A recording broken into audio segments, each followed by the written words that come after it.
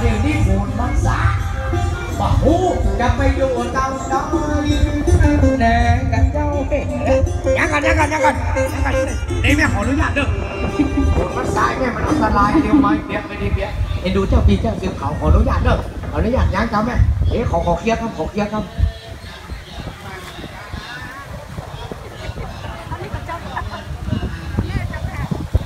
เก็บไม้เด้อเก็บไม้ไปก่อนเบียร์ก่อน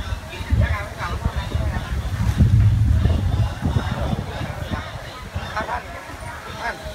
เก็บไม้ป่ะไม่เก็บเบียร์ท่านเก็บไม้อาบน้ำไว้กลางก่อน